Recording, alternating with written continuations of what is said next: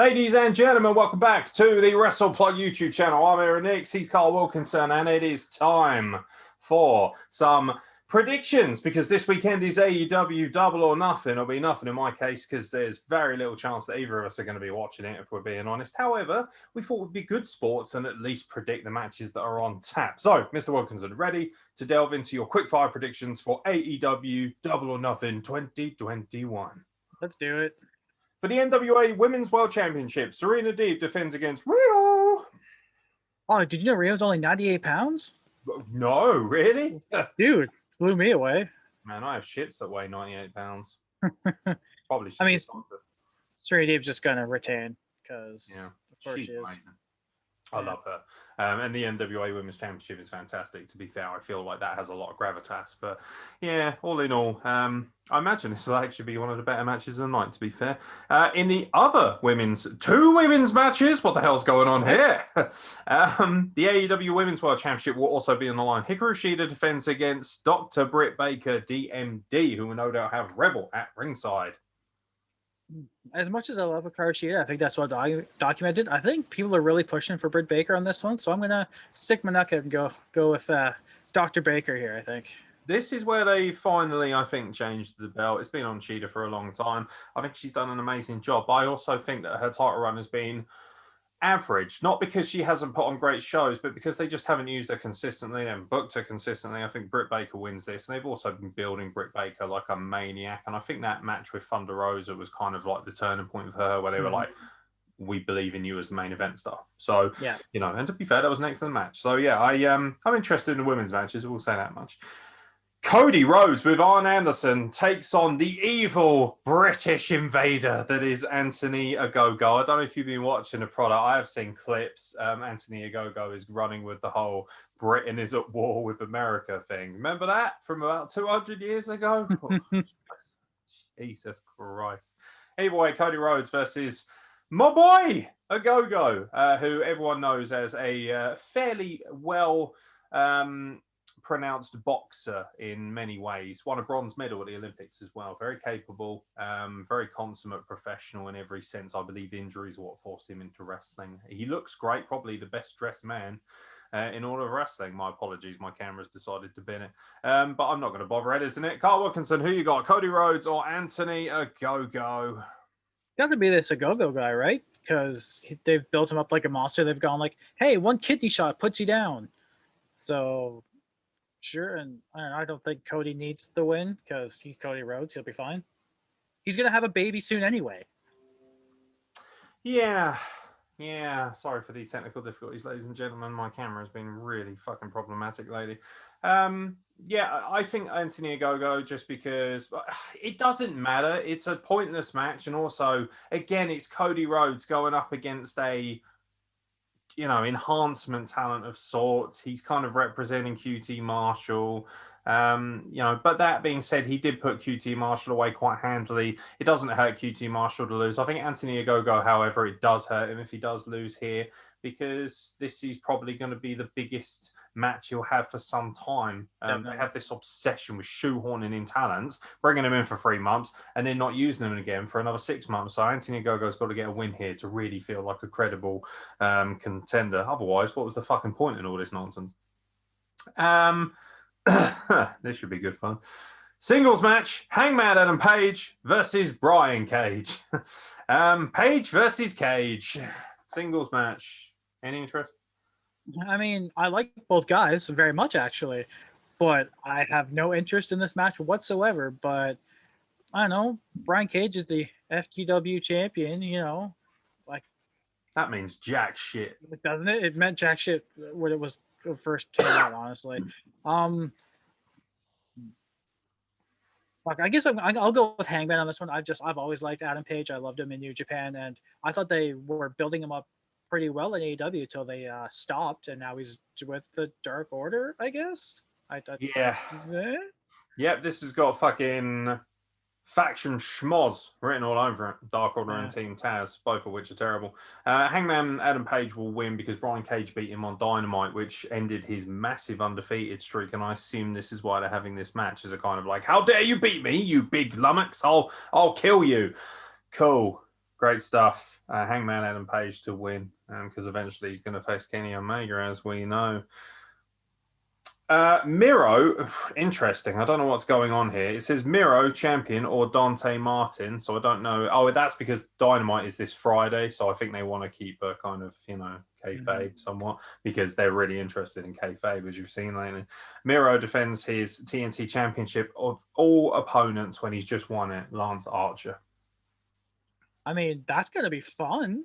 Better be. That's good. That's gonna be a good one. But they built Miro up too hard, and his win was too decisive from what I've seen because I don't watch. Fucking murdered Darby Allin. Murdered. Yeah.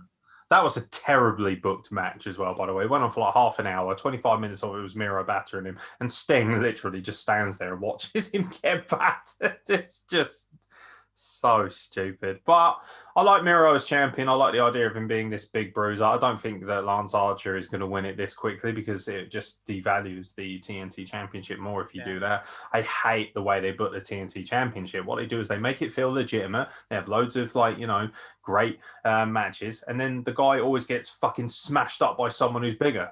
Cody, obviously, and he got smashed up by Big John Hoover, rest his soul.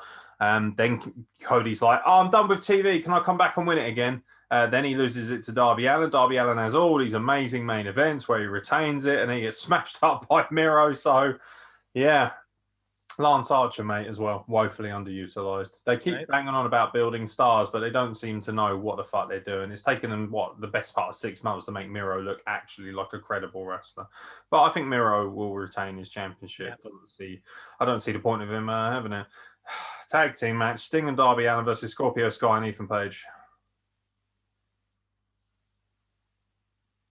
I could give 2 shits. And I like some of the guys in this match. Love Ethan Page, but I was gonna say I love Ethan Page. I think Scorpio Sky has been doing a lot of fun, but I don't care. I don't care either. Why do I care about them as a tag team? Ethan Page, the only time I ever care about him as a tag team is the North. I'm not going to care about him tagging with anyone else. He's exactly your boys, our boys, to be fair. I don't care. Scorpio Sky, phenomenal athlete, terrible heel, terrible promo on the heel. He's just not believable at all. Really, really fake smug where you just think, I know you're a nice guy. It comes across so inauthentic. Sting is 600 years old? Oh, fucking, he can't wrestle. He cannot wrestle. He can't take big bumps. So this is either going to be a cinematic or Darby Allin doing all the nonsense and then Sting gets in every now and then and goes, oh, with his baseball bat. I could give 2 shits.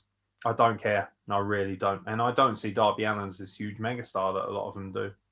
Especially if he's going to continue down this emo gothic route where he's like, I'm really depressed. Look at my black and white films. That's cool. I'm going to go with the heels on this one, but I honestly don't care. I don't care, but Scorpio Sky and Ethan Page have to get a win here. I think it would be more credible. But then it also makes it even more stupid as to why, our boys, Ricky Starks and Brian Cage didn't pick up wins. The booking is all over the place. It's fucking awful. I'm sorry, but it is. The Young Bucks defend their tag team championships against Jon Moxley and Eddie Kingston. I wish I cared about this, but I mean, I like Jon Moxley. I don't think he's this huge Roman Reigns level star. I honestly don't, because he's not. But I love Eddie Kingston. He is fucking incredible. But I don't see the Bucks losing anytime soon. And I don't know why. Oh, I know, because they run the company. That's why. Don't care. Young Bucks are terrible, terrible personalities. Good wrestlers, good athletes, boring personalities, terrible promos that are so inauthentic. Again, so unrelatable, so unbelievable in every sense. I don't even believe them when they come out with the expensive trainers on. And then apparently Moxley and Eddie Kingston stole their Nike Air Jordans or whatever. I don't fucking care about that. Fuck off. That makes all of you look ridiculous. Moxley and Kingston look like a couple of goobers in this, and that's a shame because Kingston, especially, is arguably one of the best mic workers and you've taken one of the most believable talents in the world in Eddie Kingston, someone I genuinely believe could fuck me up at the drop of a dime, someone who would fight me over anything, and even he looks like a fucking goof. An absolute goof. I stole your trainers. Eddie Kingston wouldn't steal your trainers. He'd shank you. He's basically, in many ways, God rest his soul, New Jack for the white generation, or for the Mexican generation, whatever you want to look at it. It's just fucking fuck off. I don't care. Young Bucks to retain just because, you know, what's the point of Moxley and Eddie Kingston being tag team champions? Yeah, give it to two singles guys again. Aye. This should be interesting. A casino battle royale. Winner gets a future title shot at the AEW World Championship match. Christian Cage, Matt Sydal, Powerhouse Willie Hobbs, Penta El Zero Miedo, Jungle Boy, Matt Hardy, Mark Quinn, Isaiah Cassidy, The Blade, Evil Uno, Colt Cabana, Preston Vance, Griff Garrison, Brian Pillman Jr., Max Caster, Anthony Bowens, QT Marshall, Nick Comoroto, who basically looks like Bruiser Brody if he was homeless, Dustin Rhodes, Lee Johnson, and to be announced. I mean, part of me would like to see Brian Pillman Jr. I had just last weekend watched The Dark Side of the Ring with about Brian Pillman Sr. Right, and it was really good. I thought that was really good, but at the same time, I'd love to see Christian Cage because it's Christian. Yeah, that's my pick. It's Christian Cage or Penta for me. I don't see why anyone else should be winning this match. Penta should be tag team champion. Sorry. Yeah, he really should. The rest of them are all jobbers. Do you know what winds me up as well? I guarantee AEW fans will be in the comments saying, those are all stars. We're building stars. The Blade is not a star. Evil Uno is not a star. Colt Cabana is not a star. Preston Vance, who I think he's in the Dark Order. Griff Garrison, Brian Pillman Jr. could be a star if he's built properly. Max Jungle Caster, Boy could too as well, I think. Max Caster is a G. I think he's fucking fantastic. I really, really love the Acclaimed, but they are just woefully underutilized. QT Marshall looks like an onion with a dodgy haircut. Nick Comoroto, like I say, you know, just looks like Bruiser Brody if he was on meth. God rest his soul. Dustin Rhodes, just old. You know, I respect him, but he's very old. Lee Johnson, who? No idea. Mark Quinn, Isaiah Cassidy, how good Private Party used to be. Haven't had anything relevant since they beat the Young Bucks in the inaugural tag team title tournament. Matt Hardy is a complete and utter fucking toolbox and he needs to shut up on Twitter. Jungle Boy is amazing, but again, he's lost so many matches. Why am I supposed to believe he would win this? Matt Sydal, again, you know, nice guy, bit of a jobber. It's got to be Christian Cage. It's got to be. Or Penta El Zero Miedo at a stretch. No Ray Phoenix. Paul White. I don't know where Ray Phoenix is. Maybe that's what TBA is. Wouldn't surprise me. 2 matches left. Fuck it. For the AEW World Championship, a triple threat match, Kenny Omega defends against Orange Cassidy and Pac. I think it's going to be Orange Cat. Oh my God, I can't even finish that sentence. I tried. Fuck no. Jesus Christ. It's going to be Omega because of course it is. And he's probably going to pin Pac because Tony Khan doesn't want his boy Orange getting pinned. You know, just watch. He's not even going to be involved in the decision. Yeah, there was an incident involving Pac and Orange Cassidy, wasn't there? People are suggesting Pac dropped Orange Cassidy on his head during a sit-out power bomb, and that kind of injured him. It didn't look fantastic, but at the same time, people questioning Pac's professionalism. You know, it just shows how fucking stupid AEW fans are that they would actually go after Pac of all people, arguably the best wrestler in the world, and definitely the best wrestler AEW has by a country mile. You know, he dwarfs Kenny Omega in every sense, and I expect this match to actually be quite good because Pac and Kenny Omega, Pac has got the best workout of Kenny Omega of anyone, you know, in this company, without a shadow of a doubt. Pac should be winning this comfortably. He won't do because this company is fucking stupid and doesn't know how to book proper champions. And of course, it's intensified by the fact that you've got all this bullshit going on social media right now. Apparently, JR's copping a lot of heat, isn't he? We'll talk about that in a different YouTube video about how because he reckons Randy Orton is a better wrestler than Kenny Omega. That's the first good thing JR said in years. Yeah, well, that and how he hates that spot where everyone clusters around like quail outside the ring, waiting for a dive. That's true. Get off my lawn. And in your main event, the Stadium Stampede. This pay-per-view is going to be 5 hours long, isn't it? The Pinnacle. MJF, Wardlow, Sean Spears, Cash Wheeler, and Dax Harwood. Of course, with Tully Blanchard at ringside, will take on the Inner Circle, Chris Jericho, Jake Hager, Sammy Guevara, Santana, and Ortiz. If the Inner Circle lose, they must disband as a faction, which would be really bad news because they don't have that many factions on AEW as it is. I mean, they're really hurting. I mean, I'm going for the Pinnacle on this because I want the Inner Circle to break up. I want Santana and Ortiz to be doing what they should be doing, which is being like 3-time champs by now, but they done fucked that up. I think Guevara could be a star on his own as long as he's not saying inappropriate things. And what's left for Jericho to do? Like, if he could still go, fine, great. But I don't need to see him at the top of the card anymore. I don't, because they're putting more emphasis on this than they are the World Heavyweight Championship, and that bothers me. So just finish it. I don't care how, but if the Pinnacle need to win this just to put the Inner Circle to bed. Yeah. Pinnacle, I think the Inner Circle have more value now as individual stars and tag teams. I think I look at the Pinnacle. I think that they're a little bit behind the Inner Circle in terms of gravitas. MJF's phenomenal, but I think the rest of the guys kind of need to be around MJF a little bit. I like FTR, the Revival, whatever you want to call them, but fuck me, they have been woefully misused. I mean, for fuck's sake, they abducted what's his name, Marco Cunt, on a fucking show. Like, fuck off. It's embarrassing. It's pathetic, is what it is. Grow up. I don't care about this match either. And it's goofy, and it's not nearly as goofy, and it's not nearly as violent or as unsettling as War Games. They used a War Games match, blood and guts, to set up a stadium stampede. This is going to be their trademark backlash. They're going to do 1 or 2 a year. Like, the first one was cinematic. I don't think this one's going to be cinematic.